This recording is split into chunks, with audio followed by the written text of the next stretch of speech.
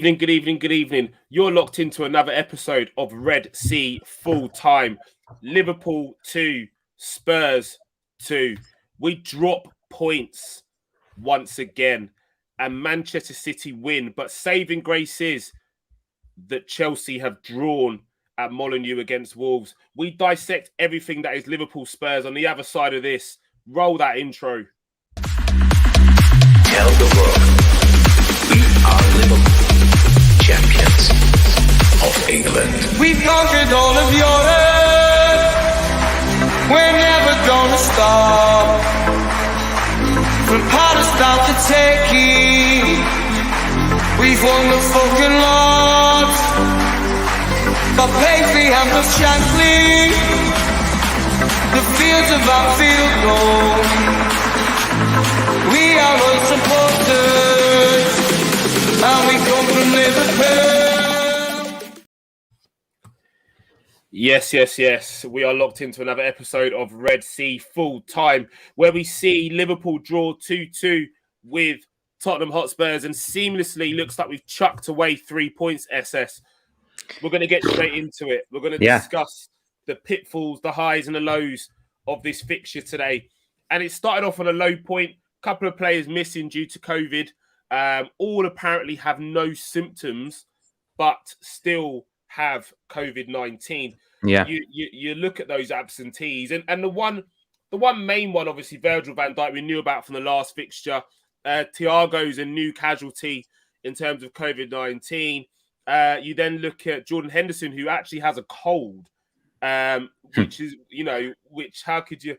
You can't bloody write it, but they've sent him home obviously as a precaution because they didn't want to infect the whole bloody group. Last thing you want is COVID swirling round and the cold flowing around the group as well. And interesting enough, Chelsea made an application to the Premier League to try and have their fixture postponed with the embarrassment of riches that Chelsea have, and apparently the best squad in the Premier League. They wanted to postpone their game. But obviously our game went ahead, and we were frantic from the off.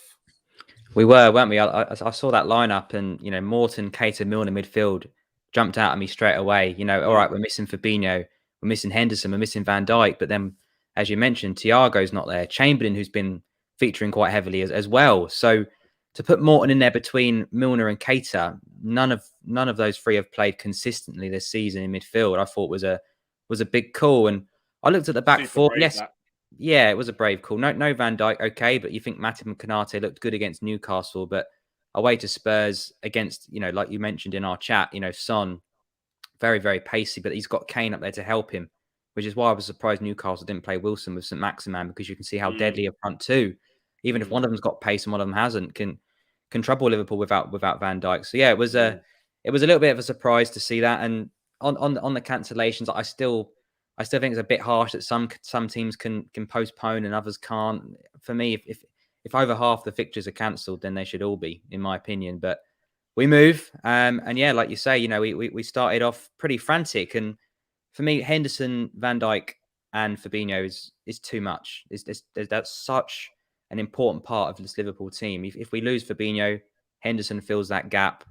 Without either of those two and Van Dijk, it was shades of last season defending, just really wide open.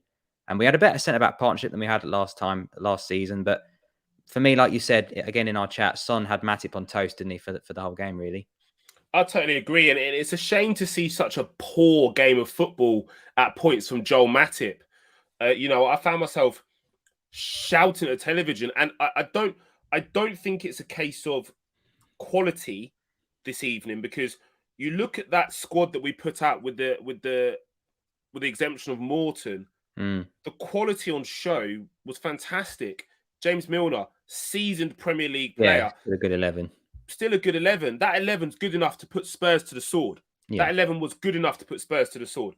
The challenge came where pace got involved. Yeah. Son, like you said, had Matip on brown bread. Like, how do you want your eggs, son? That's what it was. How do you want your eggs? Yeah. Because Matip could not live with the pace. He couldn't live with it. And Konate is pacey, but he had Kane to occupy him. Yeah. It was almost a mismatch in those centre backs and the striker pairing.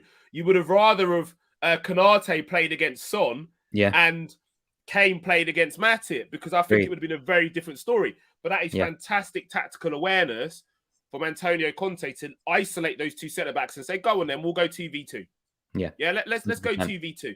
And we went, all right, then we back ourselves to go 2v2. I mean, there's a comment in here in regards to Alisson. Yeah. I'm really, really sorry, Cad. I have to disagree. Alisson was absolutely immense this evening. If you think about probably 3 saves or maybe even 4 saves that he's made tonight that have kept this game respectable. It's respectable because he was between the sticks. I will forgive the error for coming out to try and clear it. I will forgive that. The reason why I forgive it is because he had no choice. He saw that his centre-back was getting absolutely roasted every time, so he tried to take charge of the situation. When it happens, it looks like you're Beckenbauer with gloves on. When it goes wrong, you look like a clown. So we can't clap it and applaud it when he's playing out and flicking the ball over players' heads and, you know, hitting like a sublime pass that he did to Tsimikas right at the end there as well. We see the quality that he has when the ball is at his feet. It was just an error of nerves, and unfortunately, Spurs took advantage and capitalised. Maybe if that was the winning goal, I might not be as nice, but we make it out with a draw. Yeah, I mean, I thought Alisson had a good game as well. He made 2 or 3 or even 4 top saves. You know, the one where Ali squares it to Kane and he gets across. The ball from Ali's not great, but he's on the ground. Read a 2-on-1 as a goalkeeper and stop that going in is sublime. The Dele Alli one in the first half, just about on the penalty spot, gets the fingertip to that, curves it around the post. But for me, I do blame him for the equaliser. I do blame him for Son. He didn't need to come in. I understand your point. I think you're spot on. I think he's watched Matip get done by Son over and over and over and over again. They nearly scored from kickoff from the Robertson goal, and he had to come out and slide.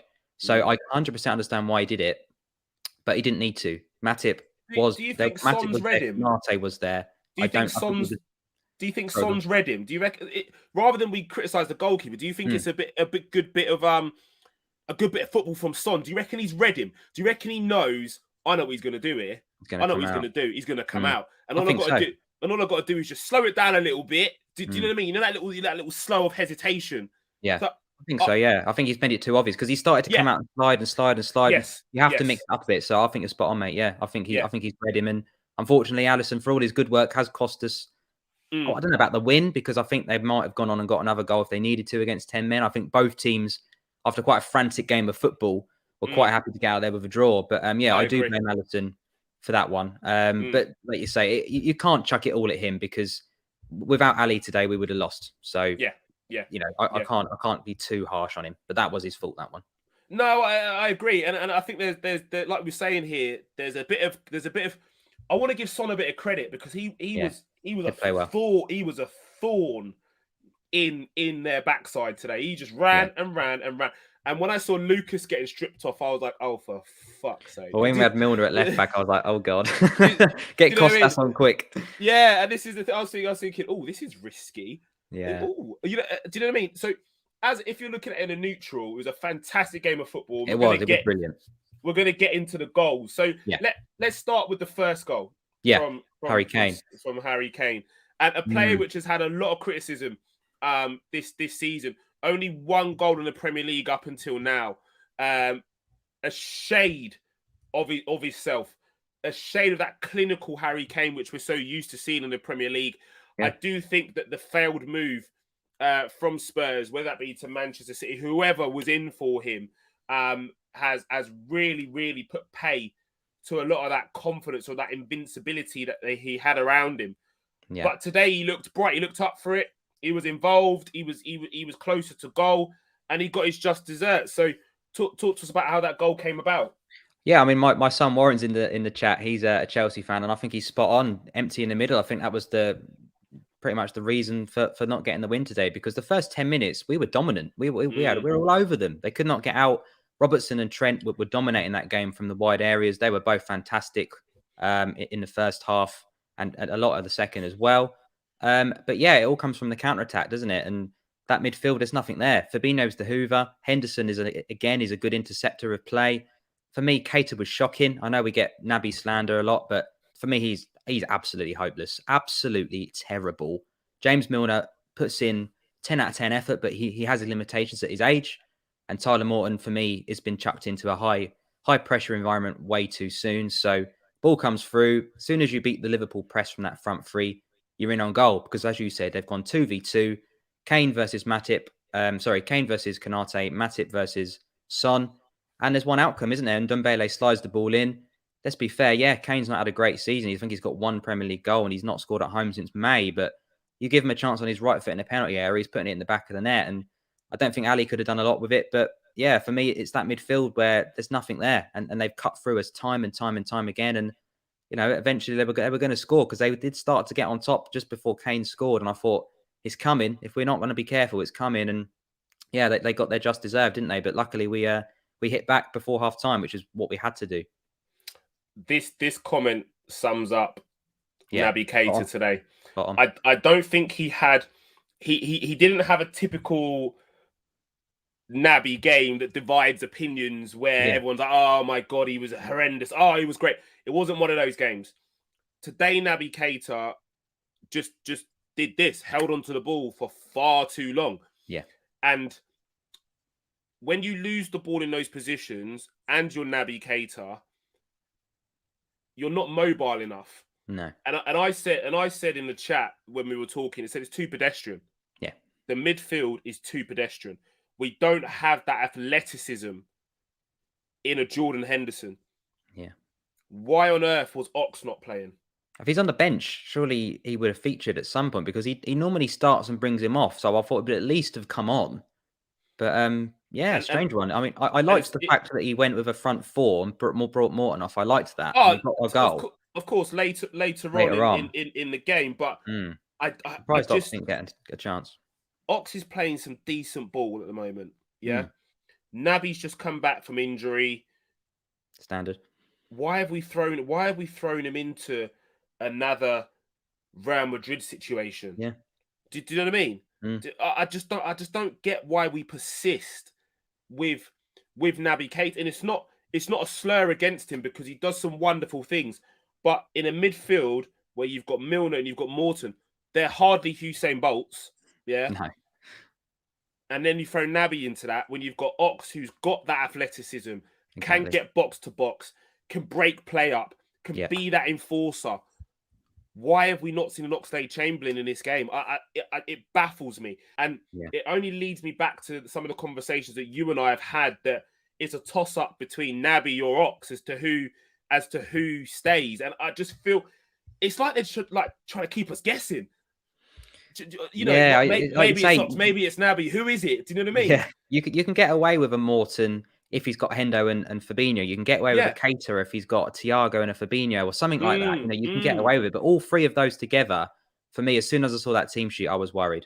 It's pedestrian. It's just too pedestrian. So you need some legs in there to complement the craft. Like Morton is a fantastic passer of the ball. He's got very good quality on the ball. He can move the ball through the lines, and you saw a little bit of that today. Yeah. And I think a lot of it, some of the misplaced passes that he had was nerves. You're going into a game, debut, like you say, 19 away to Spurs. It's nerves. Frantic game, like Neville said, it's probably the best game of the season for a neutral. It was manic. Spurs probably looked to that midfield and started licking their lips, thinking, we're going to chew one up and spit one out here. I mean, you've got three layers, haven't you, at Liverpool? You've got Henderson to stop you first because he's box to box. Then Fabinho deals with you. Then Van Dijk deals with you. And all three were not there. And as you say, against a team like Tottenham, they're gonna sit back. They started with a back five, and they're going to counter you. They're going to use Son as the out ball. They're going to try and get Kane a chance to score, and they're going to have some success unless you've got your best team out. And we didn't today. And that's why I come back to the whole: should it be cancelled? Should it not? Why Leicester and Man United and Everton all getting to have a rest, but we can't? We carry on and drop points. I don't subscribe to this. SS. I don't subscribe to this, and I tell you why. I don't subscribe to this because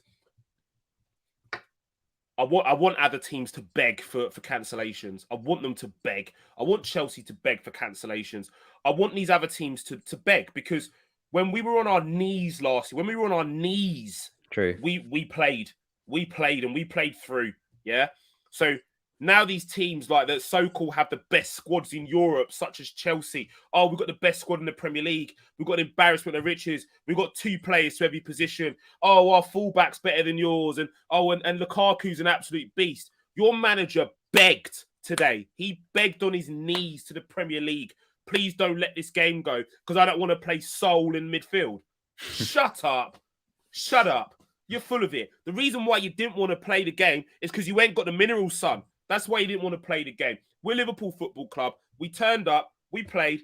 Yes, it's not the result which we wanted. It's not the result we wanted. We wanted to win the game. Obviously, we go into every game looking for a win. But could this be a point gained at the end of the season, or could it be a point dropped? Only time will tell. But let's jog it on to the equaliser because absolutely, that was probably our best spell in the first half. And I thought at one point the move had broken down. I thought, oh, for crying out loud, it's broken down again. You know, Jota's lost the ball because he was wasteful in possession today as well. I thought Jota had lost the ball and they're going to counter-attack us. Nope. Andy Robertson had another idea. Talk us through it. No, it was a great cross, wasn't it? It was a good little run for Robertson, overlapping as he does down the left-hand side. I thought it was disappointing for him that header in the first 5 minutes, 10 minutes or so. Trent to Robertson, he should at least hit the target and potentially score, but he definitely bounced back. And yeah, that delivery was sublime. And from there, it's all Jota, isn't it? You know, he's 5'6", 5'7". He leaps above. Doesn't look like it when he's in the air. Absolutely, he leaps above every centre back that's twice his height, and it's not just getting to the ball and getting something on it like a Harry Maguire kind of pencil jump and off the right angle of your head. It's all about getting the right run up to with the ball, arriving at the right time, the contact, the direction of the header. It's fantastic. And Lloris is completely wrong-footed. The centre backs have both lost him, and there we go, 1-1. And Jota does what he does, and I think he's second top goal scorer in the league. So he just keeps on getting better, doesn't he? It was a fantastic goal. That's 10 goals. That's unbelievable. And I felt we needed that. I felt if we went in 1-0 down at half time, it's difficult. But to get back in at 1-0 in a half that we'd probably shaded, yes, Spurs had the better chance, but we had a lot more of the ball and more chances. So I felt going into half time was important to be level. Totally. And then we come out after the halftime period, and Spurs come flying out of the blocks again, and straight away they're at our back four again, straight away. And you start to think to yourself, do you know what? This is a theme of the game. I think Spurs are being adventurous because they know that we don't have certain personnel on the park. So they're being adventurous.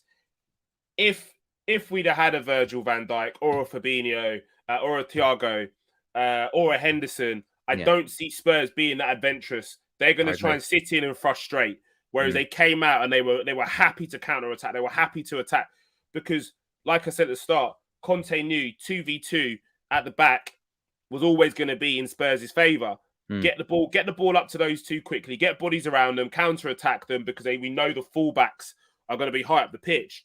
But we talk about it, and we've been talking about this every single week. Superlatives for Trent. Mate. The delivery on the kid. The guile, the craft, the aggression, the intensity. It wasn't pretty at times today, but he played some serious ball today. He did. He played some serious ball. He did. He's just fantastic. Everything that was good about Liverpool in the first half all came through Trent. He was unlucky in the first half not to score that kind of half volley as well, but Lloris got a leg to. That was really unfortunate to not get a goal from that one. But yeah, like you say, every single time Robertson overhits a cross, you've almost got a second bite at the cherry because Trent's going around the back post, ready to put it straight back in again. And this time Robertson runs into the middle and heads it in, which is it was a bit of a debatable one, wasn't it? Because Spurs had wanted a penalty up the other end, which for me was no more a penalty than the one on Jota in the first half.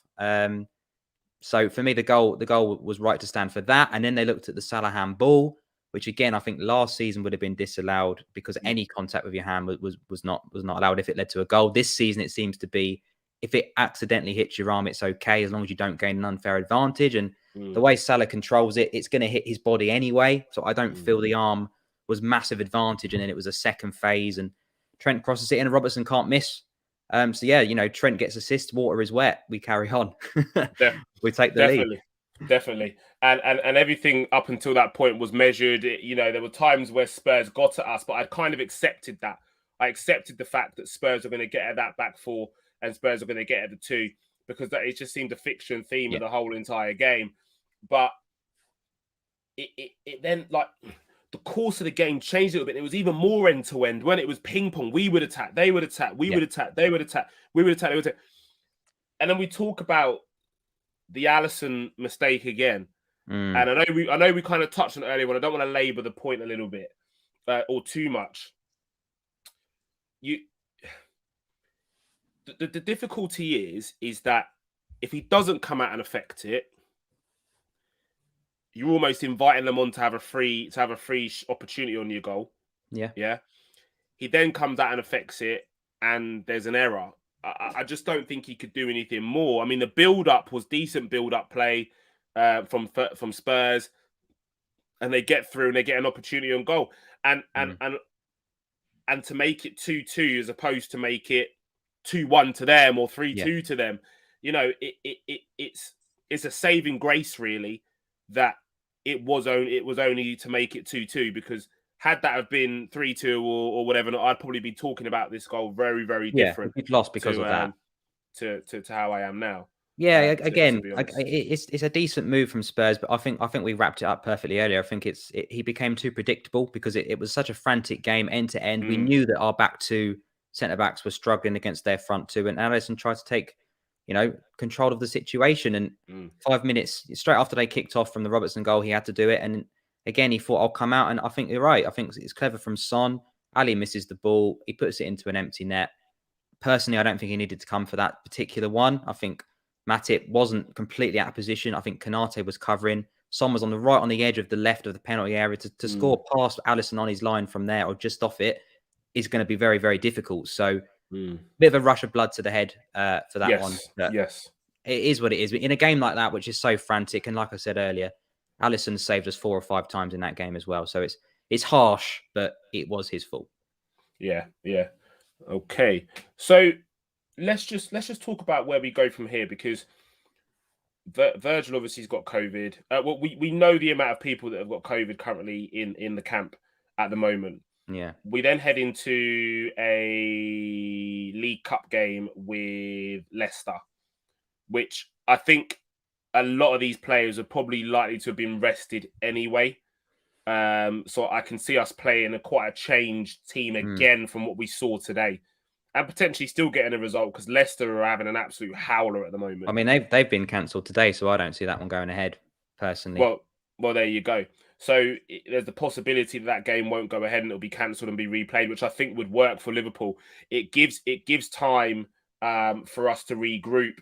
Is it possible, based on the current isolation periods, that from when Van Dijk was tested possible, that he could feature in the Leeds game?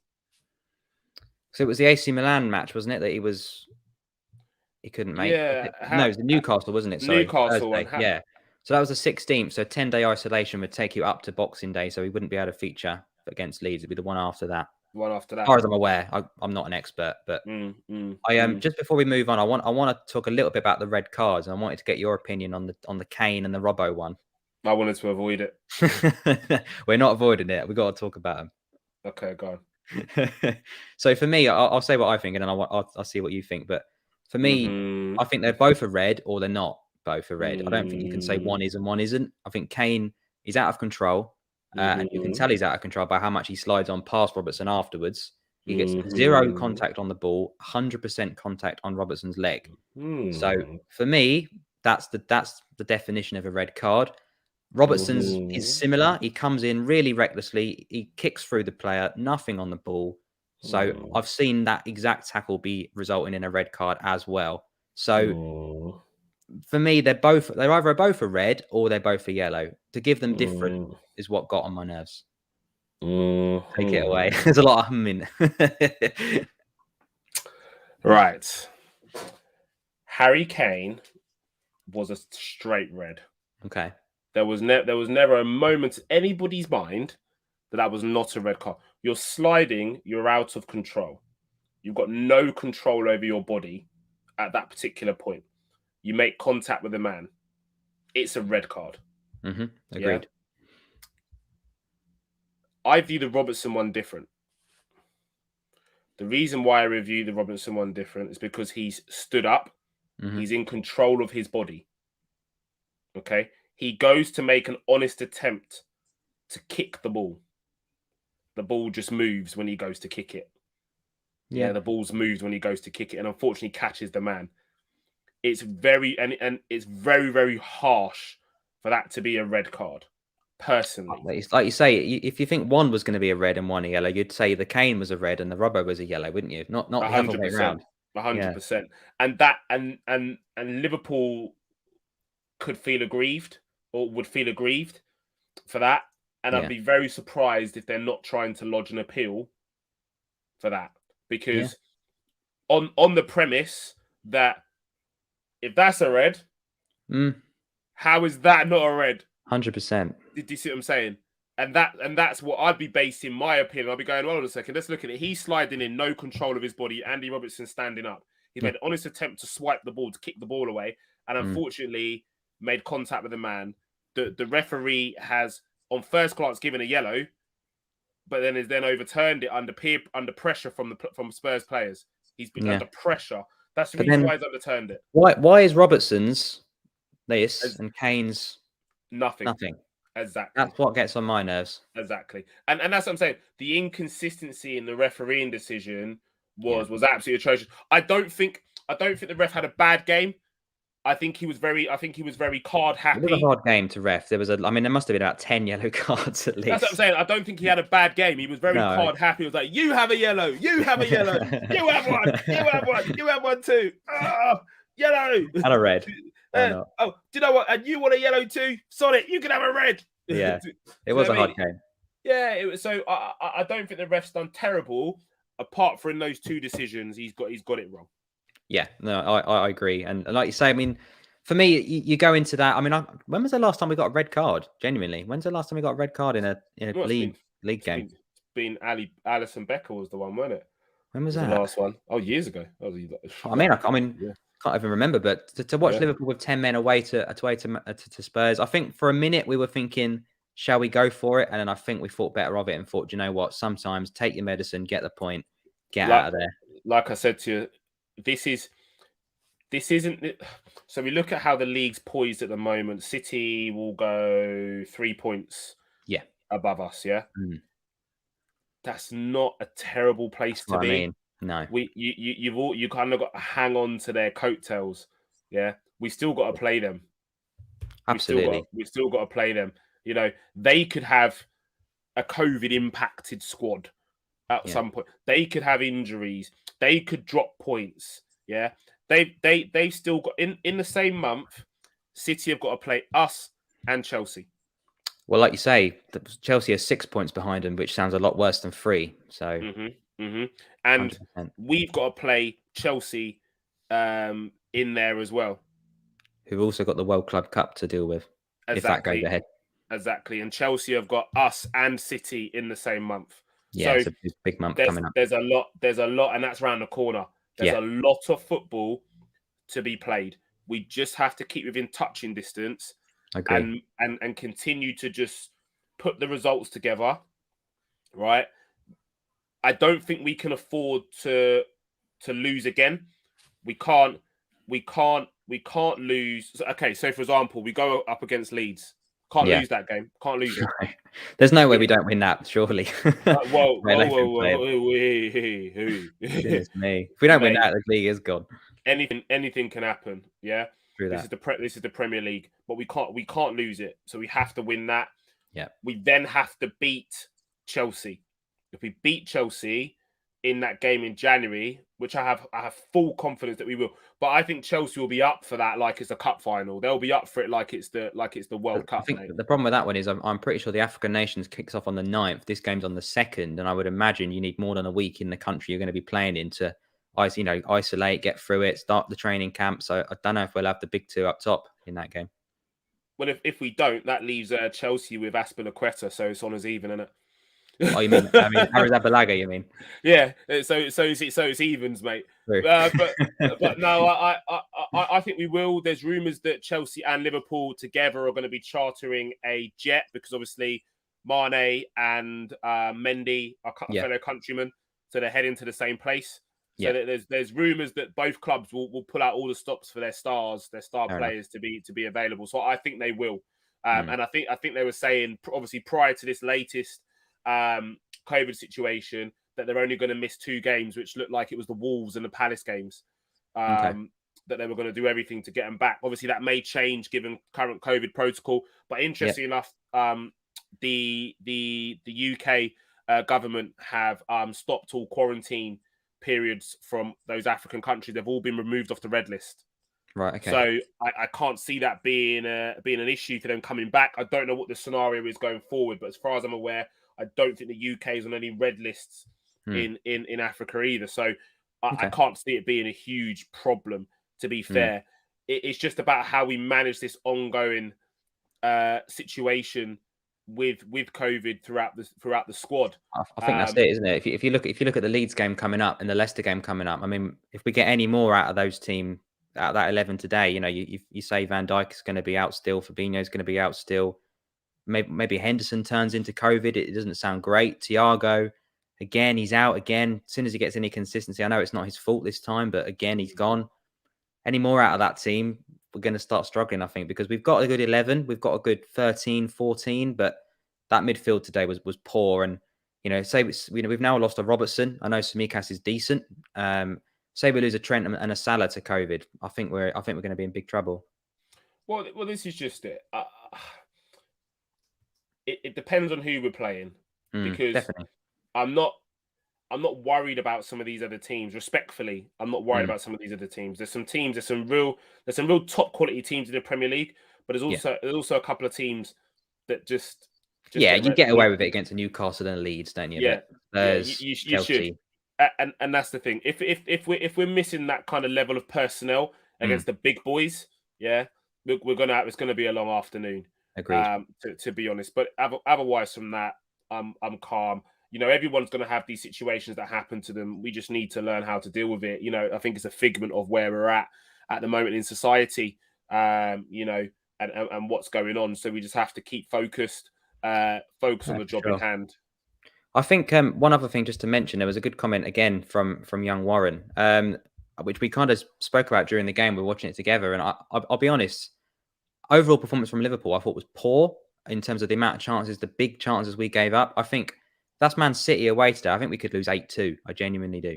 The chances Spurs missed today. I mean, Dele Alli could have had a hat-trick. Kane should have got another one. There was others in there as well where they should have scored. So for me to be that open, you know, I know we're missing the big 3 that we've mentioned, but for me, that's not good enough today.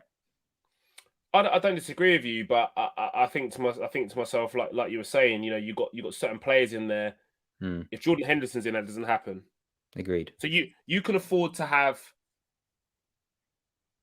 you can afford to have no. You could go in and have no Van Dijk and no Fabinho, but play Henderson. Yeah, exactly. I was thinking the same. And you still win that game just by the skin of your teeth. You win it. Yeah. You could have no Henderson. No Fabinho, but have Van Dijk, you probably win it 2-1. Yeah. You could have no Virgil, no Henderson, and a Fabinho, and you probably win it 2-1. Yeah. But all three absent at the same time, that's your spine of your team basically ripped out, other than the goalkeeper. Yeah. It's very difficult. No side in this league, I repeat, no side in this league can sustain that.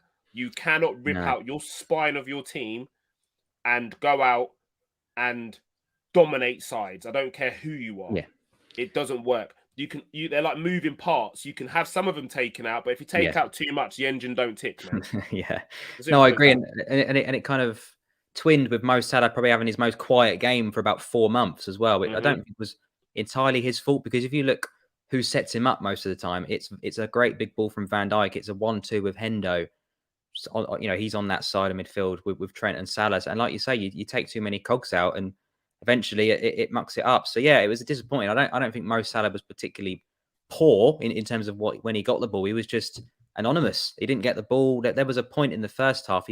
He ends up dropping into centre mid and then left back just to get on the ball because he didn't touch the ball for half an hour. He didn't have the ball in dangerous positions. It's disappointing.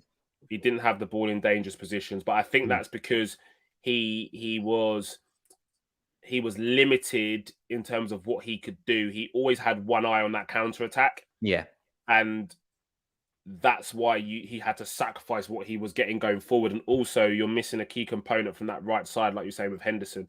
It's very difficult for the link up play to work in the same way.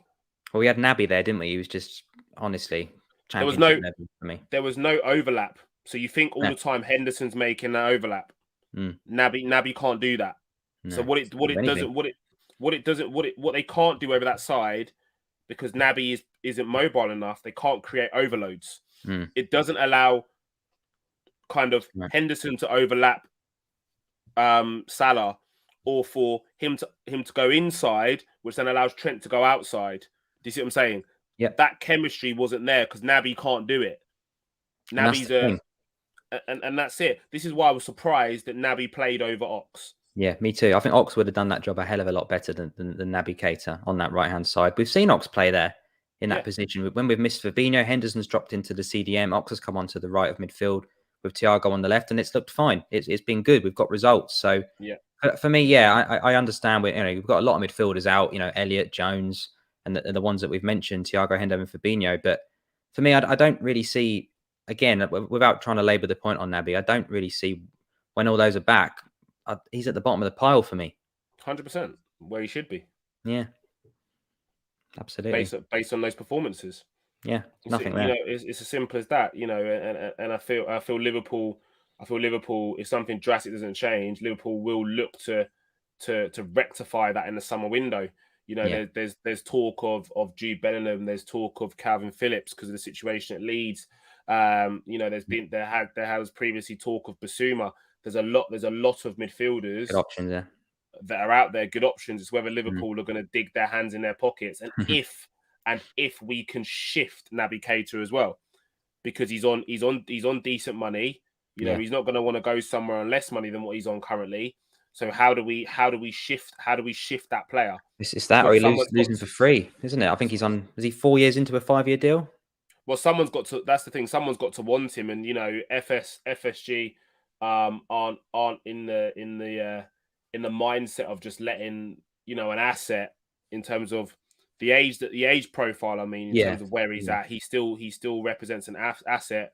Go for anything less than what they feel he's worth.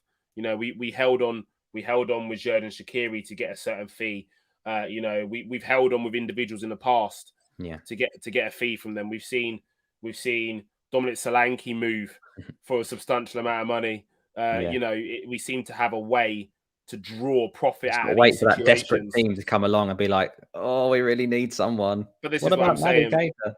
This is what I'm saying. We found a way to draw profit from these players. I think we'll see a very similar thing with Naby Keita or Oxlade-Chamberlain or whoever the victim of that sort of set of circumstances, that scenario will be, that midfield battle for who stays. Yeah, big time. Absolutely. Right. That brings us to the end of another Red Sea Full Time. Thank you for joining us. What have we got coming up this week? Well, absolutely. Depends on what football's getting played, doesn't it? All COVID pending. Yeah, we've got Leicester preview show. Like you say, we've got them on Wednesday, I think, in the Carabao Cup. We'll obviously have a Red Sea Full Time if that game goes ahead as well. And then we've got Leeds again, so we've got another preview. Whether or not we'll do Red Sea Full Time on Boxing Day, I'm not sure, but we'll have to decide what we're doing on that one. But yeah, other than that, that's the next 2 games. And if not, it'll be a Merry Christmas from me and from James. Definitely. Guys, make sure you keep your eye on the timeline. Obviously, this story in terms of COVID at the moment and what it's doing to fixtures is fast moving. So keep your eye on the timeline in regards to what we're going to be doing and where our shows are going to be, because it is going to be very dependent on obviously what football is played, especially when it comes to the full-time show. But guys, if we don't see you, have a Merry Christmas, have a Happy New Year, keep safe. All the best from us here at the Red Sea.